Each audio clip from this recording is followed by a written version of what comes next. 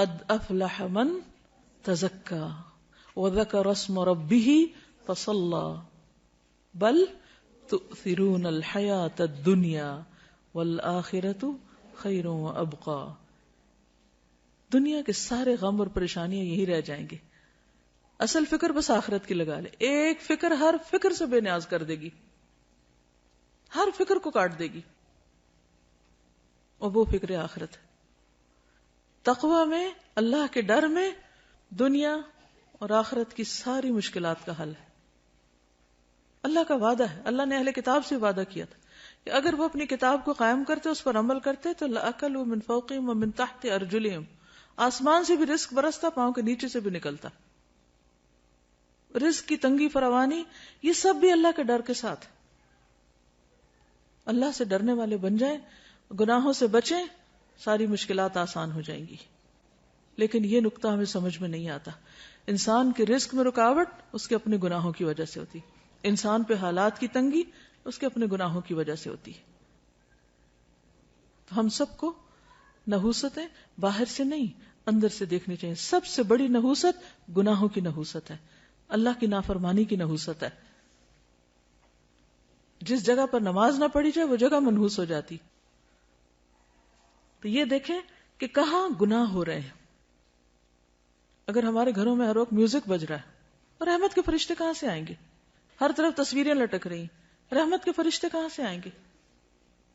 خیر و بھلائی کہاں سے ہوگی؟ اگر رشوت کا مال آ رہا ہے, سود کا مال آ رہا ہے, حرام مال آ رہا ہے, کسی یتیم کی غصب کی زمین پہ گھر بنا کے رہ رہے ہیں, رحمتیں کہاں سے برسیں گی؟ نحوست تو یہ ہے, ان خرابیوں کی نحوست ہے, ان حرام کاریوں کی نحوست ہے جس کو ہم نہیں سمجھ پاتے, اور ہم بلیم کرتے ہیں دوسروں کو. اس نے نظر لگا دی, اس کا قدم ایسا پڑ گیا, فلاں کی وجہ سے مصیبت آ گئی. مصیبتیں اندر سے اٹھتی ہیں, ان کی فکر کرنے کی ضرورت ہے. ہر گندگی کو اپنے اندر سے نکالنے کی ضرورت ہے, چاہے وہ شرک کی گندگی ہو, جو قرآن مجید میں آتا ہے نا, فَاجْتَنِبُوا الرِّجْسَ مِنَ الْأَوْثَانِ, بتوں کی گندگی سے بچو. اگر گھر میں بت رکھے ہوئے ہم نے تو نحوست تو آئے گی, رحمت کہاں سے آئے گی؟ تو عربوں کے ہاں عموماً جب فال لیتے تھے تو پرندوں سے لیتے تھے. تو ایسا شخص جو برا شگون لے, اس کے بارے میں آپ نے فرمایا, من ردتہ الطیرۃ من حاجۃ فقد اشرک. قالوا یا رسول اللہ ما کفارۃ ذلک؟ قال ان یقول احدهم اللهم لا طیر الا طیرک ولا خیر الا خیرک ولا الہ غیرک. جو شخص کسی سے بدفعلی پکڑ کر اپنے مقصد سے لوٹ آیا, اس نے شرک کیا. صحابہ کرام نے پوچھا, اللہ کے رسول صلی اللہ علیہ وسلم اس کا کفارہ کیا ہوگا؟ فرمایا, وہ کہے اے اللہ, تیری دی ہوئی بھلائی کے سوا کوئی بھلائی نہیں, اور تیری فال کے سوا کوئی فال نہیں, اور تیرے علاوہ کوئی معبود نہیں. اب یہ شرک کیسے ہوتا ہے؟ مثال کے طور پر ایک شخص گھر سے نکلا, کالی بلی راستہ کاٹ گئی, تو اس نے اسے منحوس سمجھا اور وہ گھر واپس آ گیا, کام کے لیے گیا ہی نہیں. تو میں نے کالی بلی دیکھ لی تھی, وہ آگے سے گزر گئی تھی, تو میں نے سوچا کہ اب میرا کام ہوگا نہیں, اس لیے میں واپس آ گیا. یہ شرک ہے, یہ شرک ہے. اور یہ اس قسم کا شرک ہے کہ جس کو ہمارے معاشرے میں کھیل مذاق کے طور پہ لیا جاتا ہے, ان کو برا بھی نہیں سمجھتا. لوگ ایک دوسرے کے سامنے ایسی باتیں کھلے عام مجلسوں میں کر رہے ہوتے ہیں, اور کوئی کسی کو روکتا ہی نہیں ہے, اور کوئی احساس بھی نہیں کرتا کہ وہ کس قسم کا جملہ بول رہا ہے. بظاہر یہ ایک معمولی سی بات ہے, مگر حقیقت میں یہ شرک ہے, کیونکہ کسی بھی شخص کا نفع یا نقصان بلی کے ہاتھ میں نہیں. اکثر ایسا ہوتا ہے کہ اپنی لاپرواہی کی وجہ سے کوئی کام خراب ہو جاتا ہے, اور شیطان ہمیں سجاتا ہے کہ یہ ساری خرابی فلاں کی وجہ سے ہوئی, ہم اس کو بلیم کرنے لگتے ہیں. آج صبح صبح اس کا منہ دیکھ لیا تھا, اس لیے فلاں اور فلاں کام خراب ہو گیا. یہ جملہ بھی نہیں بولنا چاہیے. اسی طرح آنکھ پھڑکنے سے خوف زدہ ہو جانا, یہ ہاتھ میں کھجلی ہونے سے امید لگا بیٹھنا کہ آج مال ملے گا, یہ جوتے پہ جوتا آ گیا تو سفر پیش آئے گا. رنگوں سے شگون لینا بھی ہمارے معاشرے میں عام ہے. مثلا سیاہ رنگ نہ پہننا کہ بیمار پڑ جائیں گے. ہمارے خاندان میں سیاہ رنگ جو ہے وہ ایسے اور ایسے اثرات رکھتا ہے, اس قسم کی باتیں کرتے ہیں لوگ. یہ رنگ ہمیں سوٹ نہیں کرتا. یا یہ کہ احترام کے منافی کیونکہ خانہ کعبہ کا غلاف کالا ہے. سب جوتا نہ پہننا کہ بے ادبی ہوگی کیونکہ گنبد کا رنگ سبز ہے. تو یہ خود ساختہ طور پر کچھ چیزوں کو حلال یا حرام کر لینا ہے, اس کی بھی ہمیں اجازت نہیں ہے. یعنی اپنے طور پر جو تمہاری زبانیں جھوٹ گھڑتی ہیں کہ یہ حلال ہے یہ حرام ہے، ایسا مت کہو، اس کی اجازت نہیں ہے۔ یہ سب وسوسے اور توہمات ہیں جن کی حقیقت اس کے سوا کچھ نہیں کہ شیطان انسان کو شرک میں مبتلا کر کے اس کے اعمال ضائع کروائے۔ یہ سب شیطانی حربے ہیں۔ یہ توہمات اور بدشگونیاں انسان کو اندر سے کمزور کر دیتی ہیں۔ انسان پھر کون سا کام کر پائے گا کہ اگر ہر چیز کے ساتھ اس نے کوئی نہ کوئی فکر باندھی ہوئی یا کوئی وہم کرتا ہے۔ اس کے برعکس اللہ کی ذات پر ایمان اور توکل انسان کو جرت، بہادری اور اعتماد دیتا ہے، اسے جینے کا ڈھنگ سکھاتا ہے۔ چنانچہ ایسے کسی بھی خیال کو دل سے نکال کر اللہ پر توکل کرتے ہوئے اپنا کام جاری رکھنا چاہیے۔ عبداللہ بن مسعود سے روایت ہے کہ رسول اللہ صلی اللہ علیہ وسلم نے فرمایا الطیرۃ شرکن الطیرۃ شرکن ثلاثا، یعنی 3 بار فرمایا، وما منا الا ولکن اللہ یذہبہ بالتوکل، بدشگونی شرک ہے، بدشگونی شرک ہے، 3 بار کہا، اور ہم میں سے کوئی ایسا نہیں مگر اسے وہم ہو جاتا ہے، لیکن اللہ تعالیٰ توکل کی وجہ سے اسے دور کر دیتے ہیں۔ یعنی ہر ایک کے دل میں وہم تو آتے ہی ہیں، آتے ہیں نا، لیکن جب انسان اللہ پہ توکل کرتا ہے تو وہم دور ہو جاتے ہیں، اور یہ ہونے چاہیے، ورنہ تو انسان کچھ کرنے کے قابل ہی نہ رہے۔ ہر چیز کے ساتھ رسک انوالو ہے۔ اس روز جب میں نے وہ حدیث پڑھی نا کہ جو شخص کبر کی وجہ سے اپنے چادر لٹکاتا ہے، تو ایک شخص ایسا کر رہا تھا، اللہ نے اس کو دھنسا دیا اور زمین میں قیامت تک دھنسایا جاتا رہے گا۔ تو ایسے میں اس کی ویژننگ کر رہی تھی، ایسے تصور میں لا رہی تھی کہ اس زمین جیسے میں جہاں بیٹھی ہوں اس کے نیچے کیا ہے، اگر یہ کھلے تو اس کے اندر کیا ہوگا۔ تو ایک دم میں کانپ اٹھی، تو میں نے سوچا کہ ہم کتنی خطرناک جگہ پہ بیٹھے ہوئے ہیں۔ یعنی زمین جو ہے اللہ نے اس کو ٹکایا ہوا کہ ہم ٹکے ہوئے اس پر، الم نجعل الارض مہادا، تو مہاد بنایا ہوا تو ہم آرام کر رہے ہیں، ورنہ اگر یہ پھٹنے لگ جائے اور انسان اندر اترنے لگ جائے تو سوچے کہاں جا کے پہنچے، کہاں پہنچے۔ تو اللہ تھامتا ہے۔ آسمان کی طرف دیکھو کیسے اللہ نے پرندوں کو وہاں تھاما ہوا، ہمیں زمین پہ تھاما ہوا ہے، اگر اس کا اذن نہ ہو تو کہیں کہ کہیں پہنچ جائے، ہم تو کہیں بھی نہیں بچ سکتے۔ اس لیے ہمیشہ اللہ پر توکل کرنا چاہیے اور ان چیزوں سے باہر آ جانا چاہیے۔ اہل کتاب بھی جب دین کی اصل تعلیمات سے دور ہو گئے تو اسی طرح کے شگون لینے لگے جن کا ذکر قرآن مجید میں کیا گیا ہے۔ الم تر الی الذین اوتوا نصیبا من الکتاب یؤمنون بالجبت والطاغوت، کیا تم نے دیکھا نہیں ان لوگوں کو جنہیں کتاب کا ایک حصہ دیا گیا کہ وہ جبت اور طاغوت پر ایمان لاتے ہیں۔ تو جبت بے حقیقت، بے اصل، بے فائدہ چیز کو کہتے ہیں۔ اسی طرح شگون کی بھی کوئی اصل بنیاد اور حقیقت نہیں ہے۔ اسلام میں ایسی تمام چیزیں جو جبت کے تحت آتی ہیں جیسے کہانت، فالگیری، شگون اور توہمات، ان سے منع کیا گیا۔ کسی چھوٹی سی تکلیف یا طبیعت کی خرابی پر دوسروں کو مورد الزام ٹھہرانا اور لوگوں کے ساتھ باہمی تعلقات خراب ہونے پر اپنی غلطی اور کوتاہی کا جائزہ لینے کی بجائے یہ خیال کرنا کہ ضرور کسی نے جادو کر دیا ہے، یا اس قسم کے توہمات رکھنا جو پیار محبت کے رشتوں کو ختم کر دیں، جس کی وجہ سے انسان کی توجہ اپنے عمل کی درستی اور اصلاح سے ہٹ جاتی ہے، یعنی اپنی غلطی اس کو یاد نہیں رہتی جب وہ دوسروں کو بلیم کر دیتا ہے۔ نتیجتاً انسان تنہا رہ جاتا ہے اور نفسیاتی مریض بن جاتا ہے، یعنی سب سے کاٹ کے بیٹھ جاتا ہے۔ کسی بھی غیر معمولی صورتحال میں ہر قسم کے شر سے بچاؤ کے لیے بطور علاج مسنون اذکار اور دعائیں پڑھنی چاہیے، صبح شام کی دعائیں وغیرہ اور جو دیگر اذکار ہیں ان سے کام لینا چاہیے۔ پھر اسی طرح حضرت ابو ہریرہ سے روایت ہے، صحیح بخاری کی روایت ہے کہ آپ صلی اللہ علیہ وسلم نے فرمایا لا عدوى ولا طیر ولا ہام ولا صفر وفر من المجذوم کما تفر من الاسد، مرض کا لگ جانا، نحوست، الو اور سفر کچھ نہیں، اور جزامی سے اس طرح بچو جس طرح شیر سے بچتے ہو۔ تو اصل بات یہ ہے کہ عربوں کے ہاں کچھ ایسی چیزیں رائج تھیں کہ جن کی وجہ سے وہ بہت زیادہ پریشانیوں کا شکار رہتے تھے، تو نبی صلی اللہ علیہ وسلم نے ان چیزوں کو بے حقیقت بتائی، جو ہم نے پڑھا نا جبت، بے حقیقت، بے فائدہ چیزیں، تو ان میں ان چیزوں کا کچھ ذکر ہے۔ اب آپ دیکھیے کہ نبی صلی اللہ علیہ وسلم کا یہ جو قول ہے ہامہ، کیا مطلب ہے اس کا؟ ہامہ کوئی چیز نہیں۔ جب نظر کا وہ دم پڑھتے ہیں نا، جو دعا پڑھتے ہیں اعوذ بکلمات اللہ التامات من کل شر و شیطان و ہامۃ، وہ وہامہ نہیں ہے، وہ ہامہ، الگ الگ ہے، وا اور ہامہ۔ تو یہ ہامہ کیا ہے؟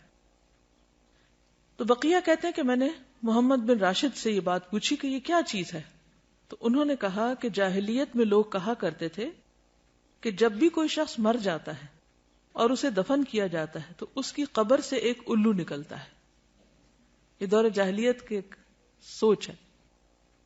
بقیہ کہتے ہیں میں نے سفر کے متعلق پوچھا تو انہوں نے کہا جاہلیت کے لوگ سفر کے مہینے کو منحوس خیال کرتے تھے. وجہ تو پیچھے آپ پڑھ ہی چکے ہیں. اس میں جنگ و جدل بہت ہوتی, قتل و غارت ہوتی, گھر خالی ہو جاتے, تو ان سب چیزوں کو منحوس قرار دیتے. تو نبی صلی اللہ علیہ وسلم نے فرمایا سفر کچھ نہیں, یعنی اس کی نحوست نہیں ہے.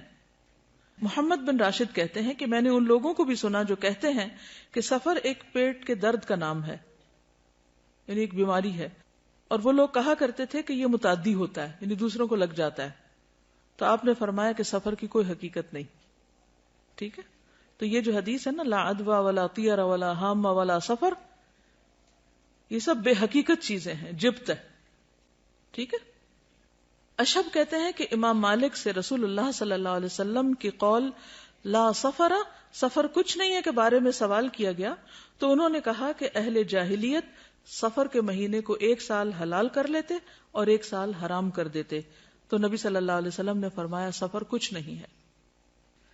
ابن عباس کہتے ہیں, یہ صحیح بخاری کی روایت ہے, کہ عرب سمجھتے تھے کہ حج کے دنوں میں عمرہ کرنا روئے زمین پر سب سے بڑا گناہ ہے. کیا سمجھتے تھے عرب دور جاہلیت میں؟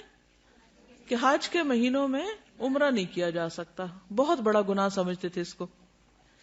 یہ لوگ محرم کو سفر بنا لیتے اور کہتے کہ جب اونٹ کی پیٹھ سستا لے اور اس پر خوب بال اگ جائیں اور سفر کا مہینہ ختم ہو جائے, یعنی حج کے ایام گزر جائیں, تو عمرہ حلال ہوتا ہے. پھر جب نبی صلی اللہ علیہ وسلم اپنے صحابہ کے ساتھ چوتھی کی صبح کو, یعنی ذوالحج کی 4 تاریخ کو حج کا احرام باندھے ہوئے آئے تو آپ نے انہیں حکم دیا کہ اپنے حج کو عمرہ بنا لیں, پہلے عمرہ بھی کریں. یہ حکم عرب کے پرانے رواج کی بنا پر صحابہ پر بھاری گزرا کہ اچھا, کیونکہ دور جاہلیت میں وہ اس مہینے میں عمرہ نہیں کرتے تھے, حج کے مہینے میں. تو اللہ سبحانہ وتعالیٰ نے ان کو اکٹھا کر دیا, وَأَتِمُّ الْحَجَّ وَالْعُمْرَةَ لِلَّهِ, اور نبی صلی اللہ علیہ وسلم نے بھی حج تمتع کو بہتر قرار دیا, افضل قرار دیا. اسی لیے عبداللہ بن عمر جو تھے وہ اپنے والد سے ناراض ہوئے تھے کہ نہیں, میں تو تمتع کی نیت کروں گا میں, کیونکہ دور جاہلیت کی اس رسم کو بھی کاٹا جا رہا تھا. ہم ویسے پڑھتے ہیں, کہتے ہیں واٹ اے بگ ڈیل, یعنی کہ کیوں اس کو اتنا اسٹرکٹلی لیا جا رہا ہے. اور آپ نے یہ بھی فرمایا کہ قیامت تک کے لیے حج اور عمرہ اکٹھے ہو گئے ہیں. تو یہ عربوں کی دور جاہلیت کی رسم کے خلاف تھا. تو اس پر صحابہ پر یہ بات بھاری گزری. تو انہوں نے پوچھا یا رسول اللہ, عمرہ کر کے ہمارے لیے کیا چیز حلال ہو گئی؟ فرمایا تمام چیزیں حلال ہو جائیں گی, پھر حج کے لیے احرام دوبارہ باندھنا ہوگا, کیونکہ وہ تو ایک ہی احرام پہن کے آتے اور اسی میں حج کرتے تھے. تو یہ جو اونٹ کی پیٹھ کے بال اگنا دوبارہ کا مطلب کیا ہے کہ جب حج کا سفر ایک دفعہ آ گئے تو پتہ نہیں کہاں کہاں سے لوگ آئیں گے. الا کل دامر یاتین من کل فج عمیق, تو اتنا سفر کرتے تھے کہ اونٹوں کی پیٹھوں کے بال جو تھے وہ بےچارے گھس گھس کے بالکل ننگی ہو جاتی تھی. پھر وہ لا کے چھوڑ دیتے, وہ مہینہ حج کے مناسک وغیرہ ادا ہو رہے ہیں, لیکن عمرہ نہیں کرتے تھے. اتنے میں دوبارہ بال آ جاتے تھے, یعنی کہ واپسی کی تیاری شروع ہو گئی. تو کبھی وہ محرم کو سفر بنا لیتے کہ یہ تو حج کا مہینہ نہیں ہے, اس لیے اس میں ہم عمرہ کر لیتے ہیں, اور پھر جو اصل سفر ہوتا اس کو محرم قرار دے دیتے. اس کو قرآن مجید میں کیا کہا گیا؟ سورۃ التوبہ آیت 37, انما النسیء زیادۃ فی الکفر. نسی کیا ہوتا تھا؟ مہینوں کا عدل بدل. یضل بہ الذین کفروا, اہل کفر اس سے گمراہ کیے جاتے, یعنی کرنے والے تو چند ایک ہوتے, باقی سب کو بھی مس لیڈ کرتے. یحلونہ عاما ویحرمونہ عاما, کسی مہینے کو 1 سال حلال کر لیتے اور اگلے سال اسی کو حرام قرار دے دیتے. تو عموماً حرام مہینے کو اپنی مرضی کرنے کے لیے حلال کر لیا کرتے تھے. اور اس کی ضرورت کیوں پیش آتی؟ تاکہ وہ جو دور جاہلیت کے توہمات اور غلط رسمیں تھیں ان کو پورا کر سکیں. لیواطئوا عدۃ ما حرم اللہ, تاکہ گنتی پوری کریں جو اللہ نے حرام قرار دیا. فیحلوا ما حرم اللہ, تو صرف اس گنتی پوری کرنے کے لیے اللہ کی حرام کردہ چیز کو اپنے ہاتھ میں لے کر اس کو حلال کر دیتے. زین لہم سوء اعمالہم, ان کے اعمال ان کے لیے خوبصورت بنا دیے گئے. واللہ لا یہدی القوم الکافرین, اللہ کافر قوم کو ہدایت نہیں دیتا. تو سفر جو ہے اس کی کوئی حقیقت نہیں. اور کس چیز کی حقیقت نہیں؟ حامہ کی نہیں. ٹھیک ہے، حامہ کیا ہے؟ الو. ٹھیک، جو قبر سے نکلتا ہے. اچھا، یہ جو تصور تھا نا کہ مردہ جو ہے اس کے اندر سے الو نکلتا ہے، تو پھر وہ کہتے ہیں کہ وہ الو گھر میں آتا ہے اور آ کے مردے کی باتیں بتاتا ہے کہ اس کے ساتھ کیا ہوا ہے. یعنی اس قسم کی خرافات بھی ہیں. اور پھر یہ بھی کہا جاتا ہے کہ مقتول کی کھوپڑی سے پرندے کا نکلنا اس وجہ سے ہے کہ وہ پھر پیاسا بھٹکتا رہتا ہے پرندہ جب تک کہ انتقام نہ لے لیا جائے، یعنی مقتول کا انتقام نہ لے لیا جائے. تو وہ آوازیں نکالتا ہے اور لوگوں کو کہتا ہے. وہ ایک خاص پرندہ تھا کروان، جس کی طرف یہ بات منسوب کی جاتی ہے، کیونکہ وہ بولتا ہے پرندہ، تو پھر اس کا بولنا جو ہے وہ اس کو منحوس سمجھا جاتا ہے. اور الو کے بولنے کو بھی کہ جہاں جس گھر میں الو بولے گا وہاں سے کوئی بندہ مر جائے گا یا کوئی جانور مر جائے گا، یہ بھی ان کا خیال تھا. جس طرح ہمارے ہاں بلیوں سے شگون لیتے ہیں جب وہ روتی ہیں. کبھی روتی بلی کو سنا؟ اس وقت کیا خیال آتا ہے؟ خوف آتا ہے نا. اچھا، کیا خوف آتا ہے؟ کہ کوئی مصیبت آنے لگی ہے. نہیں، کوئی مصیبت نہیں آتی اس سے. ٹھیک ہے، اس وقت اپنے دل کو مضبوط کیا کریں. اب یقین کیجئے کہ اگر صحیح دین پر آپ عمل کریں گے نا تو آپ کے اندر سے خوف نکل جائے گا. آپ اس وقت یہ سوچا کریں کہ اللہ کے اذن کے بغیر کوئی نقصان ہو ہی نہیں سکتا. بلی بیچاری کو کیا خبر کہ اس نے کس چیز پہ رونا ہے؟ اس کو کہاں سے خبر ہوگی کہ آنے والی کو مصیبت؟ وہ بیچاری اپنی تکلیف سے روتی ہے اور ہم اس سے اپنی تکلیف کی طرف لے جاتے ہیں، کیونکہ ہم ہر چیز کو پرسنل لے لیتے ہیں نا. کوئی کسی کی بات کرو تو ہم اس کو اپنے اوپر لے جاتے ہیں. اس کی تکلیف دور کرو، وہ بیچاری اپنے رونے میں رو رہی ہے اور ہمیں اپنا رونا پڑ گیا. اس کے علاوہ اور کس چیز کی حقیقت نہیں؟ یہ جو پرندوں وغیرہ سے بھی بدشگونی لیتے ہیں، ہاروسکوپ سے لیتے ہیں. وہ لکھا ہوتا ہے نا ہفتہ کیسا گزرے گا، تو اس میں لکھا ہوتا ہے بدھ کے دن آپ سفر نہ کیجئے کیونکہ حادثے کا امکان ہے. اب لوگ اگر اس کو سامنے رکھ کے اسکول سے چھٹی کر لیتے ہیں، تو اب آپ دیکھیے کہ دنیا کا تو سارا کام ہی ٹھپ ہو کے رہ جائے اگر انسان ان خرافات کے پیچھے چل پڑے. کس قدر نقصان دہ ہے.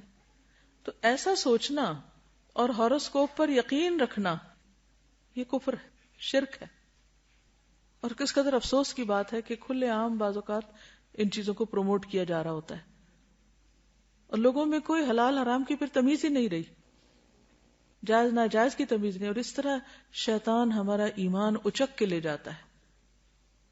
اور اگر شرک ہو جائے، ایمان میں خرابی آ جائے، تو آپ سوچئے کہ پھر تو نمازیں بھی گئی، حج بھی گئے، عمرے بھی گئے، صدقہ خیرات، ہر چیز ضائع ہو گئی. کس قدر خسارے کا سودا ہے. شیطان بڑا چالاک دشمن ہے. وہ وہاں جا کے حملہ کرتا ہے کہ جڑ کاٹ دیتا ہے، باقی آپ جتنی مرضی تھکتے رہیں، تھکیں دن رات، قبول تو ہونا نہیں. وہ تو سب ضائع ہو جائے گا شرک کے ساتھ. تو اس لیے ان چیزوں کے بارے میں معاشرے میں جو غلط فہمیاں پائی جاتی ہیں، یا لوگ صرف فن کے طور پر یا کھیل کود کے طور پر ان چیزوں کو اپنائے ہوئے ہیں. کچھ لوگ کہتے ہیں نا we are not serious, we just enjoy reading, کہ ہم بس خوش ہو رہے ہیں پڑھ کے، لیکن اندر اندر سے مان بھی رہے ہوتے ہیں. ایک ہلکی سی وہ اندر ہوتی ہے ڈر کی سی کیفیت. کچھ لوگ تو شادی کے پلان نہیں بناتے جب تک، اب تو خیر ساتھ ویدر بھی دیکھتے ہیں، لیکن چلے ویدر فور کاسٹ تو ایک مشینی عمل ہے، وہ یہ نہیں سمجھتا کوئی کہ غیب کا علم ہے. لیکن ان چیزوں پر تو پھر ایک طرح سے غیب پر ایمان لانے والی بات ہے. انہی شیطان نے اگر اس کو یہ کہا کہ شرک نہ بھی ہم بولیں، لیکن ہم اس کو صرف ایک فن یا ایک جسٹ فار انجوائمنٹ کے طور پہ بھی لیتے ہیں، تو ہم اس کو انڈائریکٹلی پروموٹ ہی کر رہے ہوتے ہیں اور لوگ پھر اس کو چھوڑ نہیں پاتے. تو اس لیے بہت ضروری ہے کہ ایسی ساری کتابوں کو گھر سے نکال کے جلا دیا جائے، پھینک دیا جائے، کوئی اور بھی نہ پڑھے. موبائل فون پہ آتا ہے، استغفر اللہ. یعنی کہیں نہ کہیں سے کوئی نہ کوئی جو جدید ذرائع کمیونیکیشن ہے ان کے ذریعے بھی لوگوں کو انوالو کر لیا گیا. تو آپ دیکھیں نا کہ کس قدر خرابی ہے کہ بچنا کس طرح مشکل ہو گیا. آپ صلی اللہ علیہ وسلم فرمایا تھے کہ میری امت میں شرک کس طرح داخل ہو جائے گا، جیسے سیاہ رات میں سیاہ پتھر پر سیاہ چونٹی، کہ نظر بھی نہ آئے، پتہ بھی نہ چلے. دیکھیں اس قسم کی جو بھی چیزیں ہوتی ہیں نا، اس میں اگر آپ یہ کہیں کہ ہم پورا یقین نہیں رکھتے تو اس کی وجہ سے شک میں مبتلا ہونا بھی غلط ہے. تو شک والی چیز کو بھی چھوڑ دینا چاہیے. پھر اسی طرح بیماروں سے نفرت کرنا اور یہ سوچنا کہ یہ ضرور بیماری مجھے اس سے لگ گئی ہے یا لگے گی، یہ وہم بھی نہیں کرنا چاہیے. کیونکہ آپ دیکھیے کہ جب ایک وائرس پھیلتا تو ہر ایک کو تو نہیں لگتا نا. اگر صرف وائرس ہی لگنا ہے تو پھر تو کوئی نہ بچے، لیکن پھر بھی کچھ لوگ بچ جاتے ہیں. اس کا مطلب ہے کہ اصل چیز وائرس نہیں ہے، اللہ کا اذن ہے. اگر اللہ کا اذن ہوگا تو بیماری لگ جائے گی، ورنہ نہیں. تو اس میں بھی انسان کو ڈرنا نہیں چاہیے اپنے اندر. وہ اگر کیفیت شیطان ڈالے بھی دل میں کہا ہے اس سے تمہیں لگ جائے گا، تو اس پہ کنٹرول کرنا چاہیے، احتیاط کرنی چاہیے. کیونکہ حدیث کے آخر میں ہے نا وَفِرَّ مِنَ الْمَجْذُومِ كَمَا تَفِرُّ مِنَ الْأَسَدِ، اور جزامی سے اس طرح بچو جیسے شیر سے بچتے. نہیں جان بوجھ کے آپ وہاں ہاتھ نہیں ڈالیں، لیکن اگر کسی کو لگ جائے تو یہ نہ سمجھے کہ اس چیز کے اندر یہ طاقت تھی تو اس سے مجھے لگ گئی ہے. یعنی آبویسلی کوئی ریزن یا سبب تو ہوتا ہے، لیکن سوچنے کی بات اور نکتہ یہ ہے کوئی چیز آپ کو نقصان نہیں دے سکتی جب تک کہ اللہ کا اذن نہ ہو. اب آپ دیکھیے ان دو کیفیات میں فرق ہے. ایک یہ کہ کسی بھی چیز کو دیکھ کے آپ ڈر جائیں کہ ہائے ہائے یہ بس اب یہ تو اٹیک ہوا مجھ پہ، اور دوسرا یہ ہے کہ آپ کہیں کہ جی نہیں ہو سکتا جب تک اللہ نہ چاہے، تو مجھے ڈرنے کی ضرورت نہیں. ہاں احتیاط ضروری ہے.